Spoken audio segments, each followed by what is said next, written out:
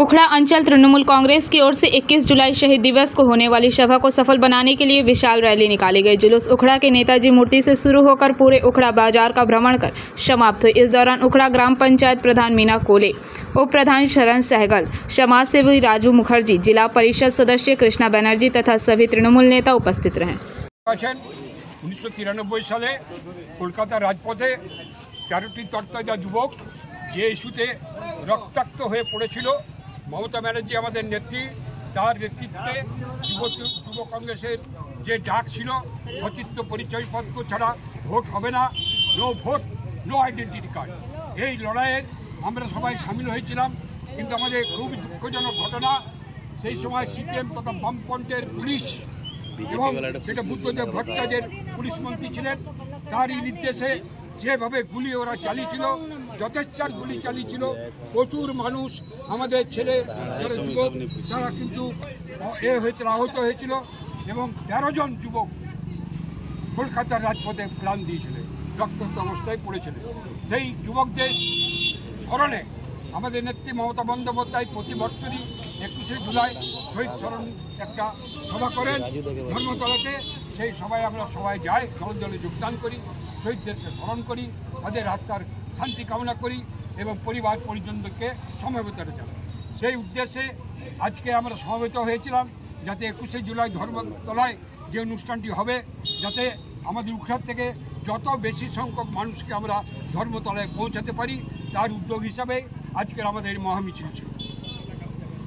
21শে জুলাইকে সমর্থনে এবং 11 জন শহীদ যে 1993 সালে হয়েছিলেন মমতা বন্দ্যোপাধ্যায়ের নেতৃত্বে যে no identity card no vote, এই প্রোগ্রামকে ইস্যু করে সেই প্রোগ্রামে লাখো লাখো মানুষ জমায়েত হওয়ার পর সিপিএম পার্টির কাছে একটা মেসেজ যায় যে এই জনতার র্যাশ আমাদের মহাকরণ অভিযান করতে আসছে, মহাকরণ দখল করতে আসছে, কিন্তু না, তাদের কাছে একটা ভুল বার্তা গেছিল এবং তারা সেই ভুল বার্তায় বিচলিত হয়ে আমাদের যে 13 জন সমর্থককে গুলি করে মারেন এবং তার সাথে সাথে আমাদের এখনকার মুখ্যমন্ত্রী মমতা বন্দ্যোপাধ্যায়, তখন সর্বভারতীয় যুব কংগ্রেসের সভাপতি ছিলেন উনি, এবং সেই আন্দোলন থেকেই আমাদের ভারতবর্ষের ইতিহাসে ভোটার কার্ড চালু হয় এবং মানুষরা তাদের সচিত্র পরিচয়পত্র নিয়ে ভোট দিতে যান।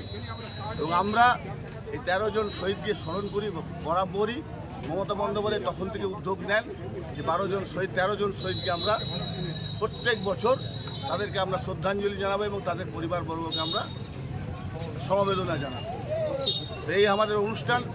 এবং আমরা গতকাল দেখেছি যে মোদিজি দুর্গাপুরে এসে মিটিং করে গেছেন এবং তার আগের দিনে আমাদের ছাত্র যুবক তৃণমূল যুবক আমি আন্তরিক ভালোবাসা জানাই, অনেক অনেক ধন্যবাদ জানাই। আপনারা জানেন যে 21শে জুলাই মাননীয় মুখ্যমন্ত্রী মমতা বন্দ্যোপাধ্যায়ের ডাকে যে আমরা ধর্মতলায় যাই, যে শহীদ 13 জন শহীদ হয়েছে সেই শহীদ স্মরণে উপস্থিত হই এবং দিদি যে বক্তব্য আমরা শুনব এবং দিদি যে আদেশ দিবেন সেই আদেশ মেনে আমরা কাজ করব। আজ 21শে জুলাই যে আমাদের অনুষ্ঠান ছিল সেটা আমাদের আজকে শেষ হলো। এবার अंडाल से मंथन पासवान की रिपोर्ट, पीवीटीवी न्यूज। রানীগঞ্জ শহরের এনএসবি রোডে অবস্থিত সুসজ্জিত এবং মনোরম পরিবেশে অতিথিদের পরিষেবার জন্য তৈরি অতিথি in hotel and restaurant. Hotel অতিথি ইন পরিষেবায় থাকছে অত্যাধুনিক সুবিধাযুক্ত এসি রুম। অতিথি ইনে পকেট ফ্রেন্ডলিতে আপনি পাবেন single and double bedroom. Festival সিজনে থাকছে স্পেশাল ডিসকাউন্ট, তাই উৎসবে অনুষ্ঠানের যে কোনো দিন পাশেই পাবেন হোটেল অতিথি in, metro plaza, NSB road, Raniganj, Muthoot finance building.